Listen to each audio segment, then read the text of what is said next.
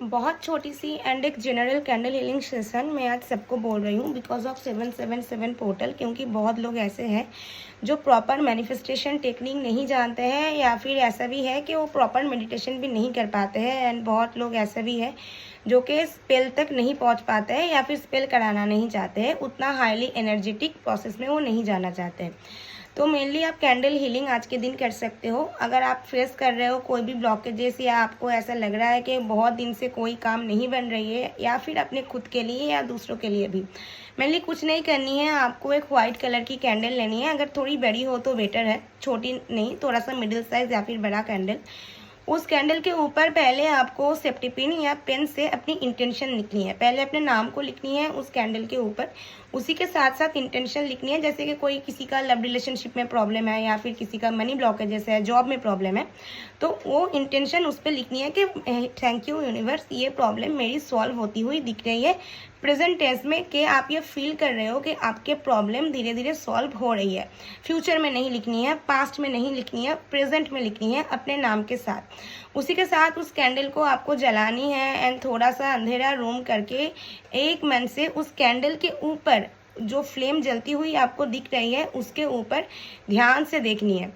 अगर फ्लेम अच्छे से जल रही है और आपको ये विजुअलाइज करनी है कि आपका जो भी कुछ ब्लॉकेजेस है वो ब्लॉकेजेस धीरे धीरे क्लियर होती हुई दिख रही है। उसी के साथ साथ आप इस टाइम कोई अफर्मेशन भी बोल सकते हो। आप अपने पॉजिटिव इंटेंशन के साथ कोई भी अफर्मेशन खुद से बना सकते हो कि मान लो आप ये सोच रहे हो, थैंक यू यूनिवर्स मेरी लव लाइफ अभी ठीक है, थैंक यू यूनिवर्स मेरी मैरिड लाइफ अभी ठीक है, मुझे प्रमोशन मिली है, मुझे जॉब में सक्सेस मिली है। ये अफर्मेशन आप बोल के यूनिवर्स को थैंक यू बोल के जस्ट उस कैंडल के और उसके फ्लेम के और आप कंटिन्यू देख के ये विजुलाइज करोगे कि जो भी कुछ ब्लॉकेजेस थे वो धीरे धीरे उस बर्न होते हुए फ्लेम की तरह धीरे धीरे बर्न हो रही है। जितनी देर आप बैठ सको कैंडल के सामने उतना ही बेटर है। आप तब कोई मंत्र चैंटिंग भी कर सकते हो, किसी भी भगवान को आप मानते हो उनका मंत्र भी आप चैंट कर सकते हो। उससे भी फ्लेम का पावर एंड फ्लेम का जो पॉजिटिविटी है बहुत हद तक बढ़ जाती है।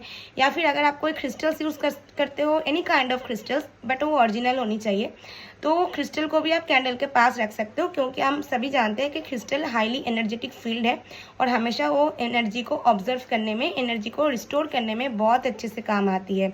ये आप थोड़ी सी आज देर तक करते हुए देखो, और कैंडल को आफ्टर आप उठ जाने के बाद नहीं बुझानी है, उसको टोटली जलते हुए रखनी है। वो खुद ही जल के खुद ही बुझ जाएगी।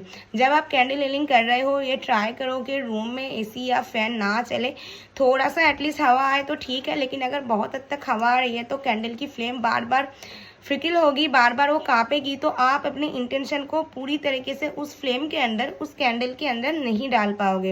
एटलीस्ट 10 मिनट तक ट्राई करो ये करने की, और आप फील करोगे एंड खुद के अंदर से भी एक पॉजिटिव वाइब्रेशन आपको आएगी एंड खुद को भी बहुत हद तक आपको शांत फील होगी कि हाँ, आपके आसपास की जितनी भी ऑराज है, एनर्जीज है, वो बहुत जल्दी पॉजिटिव होती हुई दिखेगी।